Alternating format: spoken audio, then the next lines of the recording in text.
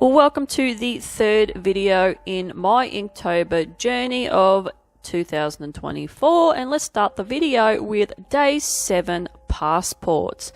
Now, what came to mind when I was thinking of passport was someone strapped into a plane seat that is falling from the sky because some sort of explosion happened to that plane, which led me to discover a story about a German woman named Juliane Koepka.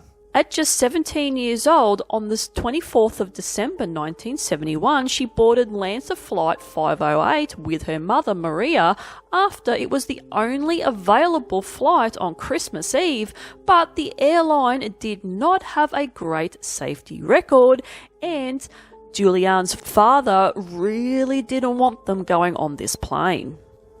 While the plane was flying, it got struck by lightning and disintegrated in the sky before all the debris fell to the ground over the Amazon rainforest from 3,000 meters high. Juliane was still strapped in her row of seats, falling to the ground. She survived the fall, but suffered from a broken collarbone, deep cuts on her arm, and a concussion. She was the sole survivor of the crash in the end, and there was speculation that 14 other people survived the initial fall too, but died while waiting for rescuers. She spent 11 days in the rainforest following the river, which she ended up at day 9 of her travels, finding a camp of lumberjacks that ended up helping her. Experts think she survived because she was strapped into her seat at the window side with 2 seats to the side of her that acted like a parachute. She ended up assisting the recovery team and travelled with them to locate the wreckage, and they did find her mother's body on the 12th of January 1972. She returned to Germany and fully recovered physically, but I'd say that the mental scars will probably stay with her. And the incident has been subjected to films and books over the decades. Juliane went on to become a mammalologist that specialises in bats, and she is still alive today at the age of 69 as of 2024. I don't think I could cope with being a sole survivor of a plane crash, because all I would be thinking about is, like, what ifs and why me? Like, I'd be, I don't know, that'd be a strange feeling to come to terms with as far as I'm concerned. But the illustration that I decided to do for this prompt today was basically sort of replicating that scenario with a human strapped into a 2-seater like chair type thing that's falling from the plane, and yeah, this guy is like looking up at his passport that's flying up into the sky away from him, and he's looking at it going, why the hell did I decide to do this and get on this plane? And something bad happened to the person he was sitting beside. He could have been sitting beside his wife or someone else or someone he didn't even know, and something's happened and there's a bit of blood on the chair and it's spraying up. So whatever's happened, yeah, they weren't strapped in, so they ended up flying up and something happened to them, but he was strapped in, so he was basically all good. So yeah, that is basically it. Like, this one's okay as an illustration. I don't mind it. Certain things I'm not a big fan of. But hey, this isn't a perfection contest for me anyway. This is just drawing things that I wouldn't usually draw and stretching my brain to think of things to draw to these prompts. So yeah, there's definitely no perfection here. But anyway, I will let you watch the rest of this illustration and how it pans out, and I will be back in a few moments for the next prompt in this video today.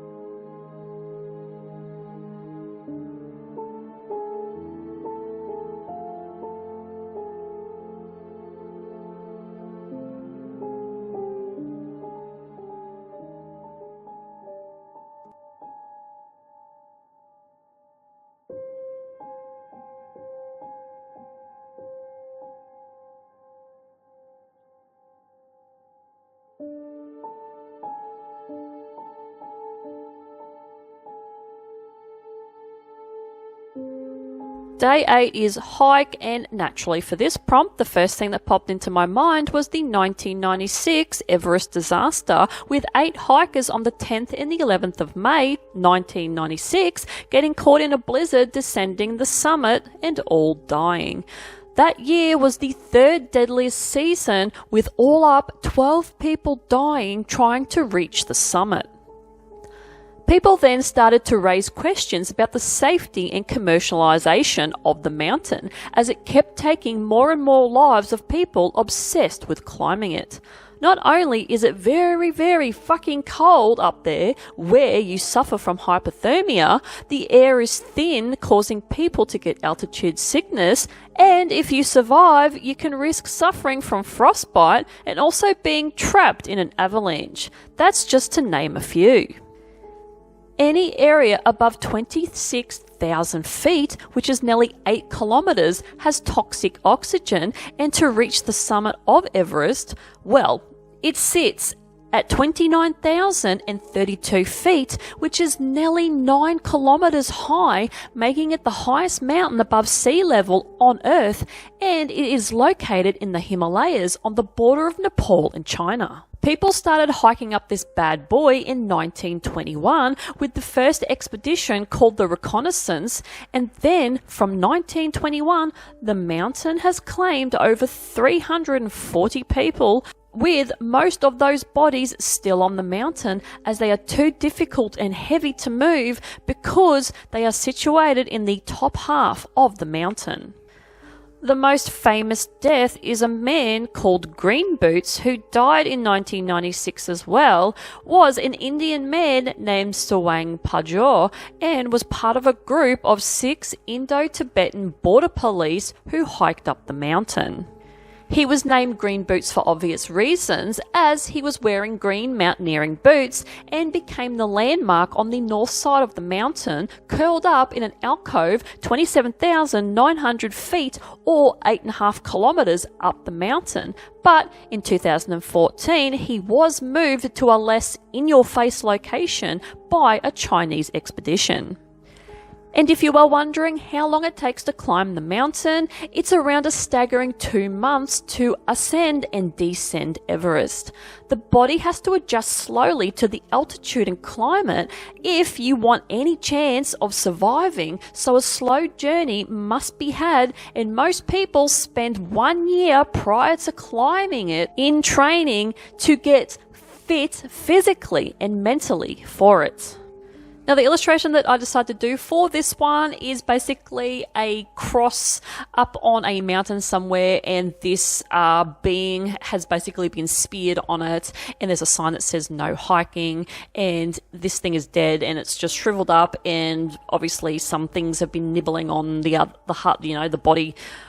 So there's nothing left of it from the rib cage down, and yeah, the backpack's still there, and yeah, this person went to hike in a location that was no good, and this is what happened to them, sort of just representing, the horrible situation and the deaths that happened on Everest. So yeah, I actually don't mind this one. This one's probably my favorite illustration so far, but I'll leave you to watch the rest of this one, and I will be back in a moment for the next prompt in this video.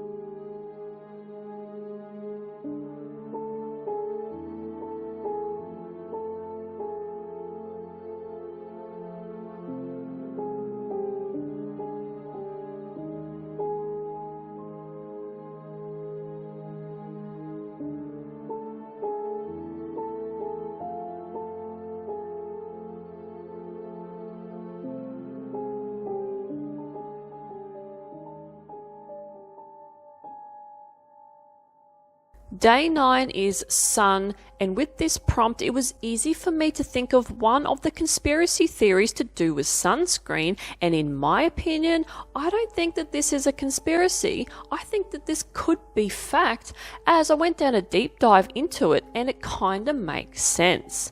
The theory is that sunscreen is the cause of skin cancers and melanomas since sunscreen was released in 1932.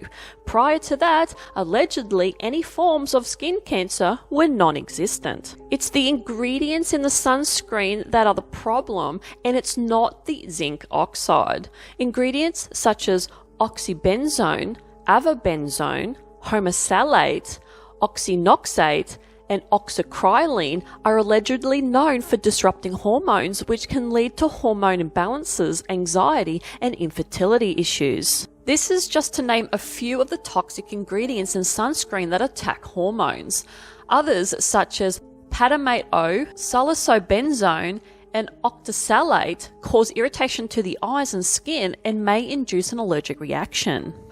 Also avoid aluminium, as this is toxic in the human body, and titanium dioxide as well. Titanium dioxide is also in M&Ms and Skittles in that nice, satisfying, crunchy white coating that is coated in another toxic element, the colour, that has been potentially linked to cancers. So I haven't eaten any of these products in years. If you want to delve deeper into this, go right ahead, but I won't mention any more for fear of getting this video taken down. I have hardly worn sunscreen in my life, and I have no issues with my skin, and I am in my 40s. No skin cancers or anything else, and my mum is exactly the same, but my dad, who wore sunscreen all the time for his job, he has had to have a lot of skin cancers cut out of his arms. I have in the last few years gotten my partner to wear a 2-ingredient zinc sunscreen, which is still not ideal, but is way safer than the other crap on the shelves with the shit ton of ingredients that are nasty. And I have been fortunately blessed with Italian skin and Italian background, so my skin takes a bit to colour in the sun. But I refuse to wear sunscreen and always have, and when I discovered what was in the sunscreen a few years ago, I was absolutely relieved that I never took a liking to wearing it. Now, the illustration that I decided to do for this prompt today was just, I don't know, this just popped into my head. Some evil sun that, instead of having like just a ball of gas and just some sun rays coming off of it, I had this vision of drawing a sun, an evil sun that's some sort of like octopus type creature with all these tentacles coming out of it that's hovering in the sky, and it's sort of like it's that hot itself that it's melting, like it's melting its face off, so you got half of its face with no skin because it's like melting away.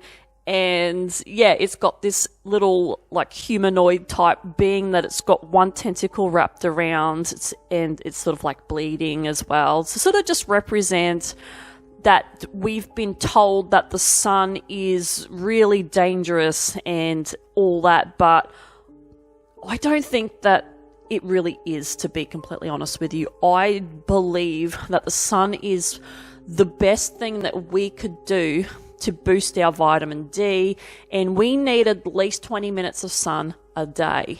So yeah, this is just a sun monster. So that's basically all this illustration is, and I will leave you to watch the rest of this illustration, and I'll be back in a moment for the last illustration in this video for today.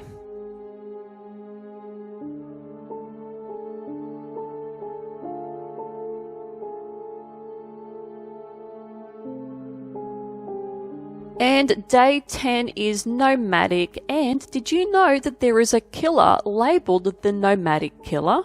Charles Thurman Sinclair, was also known as the Coin Shop Killer, was an American man that would kill coin shop owners between the 1980s and 1990s. The reason he was also named the Nomadic Killer was because he made his way across the US and Canada killing these coin shop owners. He would rob these shops to get the coins that were valuable and then kill the shop owners, so there was no witnesses who could identify him. Charles had his own coin shop in the 1970s in Hobbs, New Mexico, and then expanded to guns, but in 1985 his shop burnt down, he couldn't pay his loans, and the arson was never caught. Charles's style of murder was the same across all his murders. He would visit the stores a few times and gain trust in the owners and learn their routines and other things, and then would come back just before closing time with a gun and shoot and kill the owners with a headshot to ensure death quickly, and then rob the store. He also did kill a retiree couple, Robert and Dagmar Linton, in their camper van in 1986, and the alarm was sounded when their family did not hear from them with their usual phone calls back home once they reached Washington State. Their camper van was located in the campground in Washington State, and their pickup ute was found at the Seattle-Tacoma airport. Small amounts of blood were found in the camper van, spots matched Robert and Dagmar, and the other remaining spots of blood were unknown. The bodies of the retired couple were never found. Charles stole the couple's credit cards and started buying things, and the police tracked him down to each location with a description of a white-bearded large man with a bandage around his right hand was reported. On the 16th of August 1990, Charles was arrested after his storage container was raided and found evidence of the coins, explosives, maps, and false identity cards and the machines to make them. His right hand had a scar that was potentially matching the bandaged hand of the man reported. Charles died on the 30th of October 1990 from heart failure in his Anchorage, Alaska jail cell. He was 43 years old. Now, the illustration that I decided to do for this prompt, probably the first thing that came to my mind was like a ninja kind of nomad type being that's basically just climbing mountains and, just journeying off into the Netherlands, exploring the world. And he's just propped himself up on a mountain, and he's looking for his next destination. And he's been through some shit, so there's like blood on his spear and stuff like that. So he's had to defend himself, and he's like some sort of weird creature too. He doesn't have hands. He's got like these weird type tentacle type things, and yeah, he's just looking for his next location to go to. So that's all the illustrations and stories in this video today, and if you like this kind of content, like and subscribe, dislike it, I really couldn't care less what you do, because any interaction that you give me goes towards the algorithm for other people to find me, and hopefully I see you guys in the next video in my Inktober journey. Bye!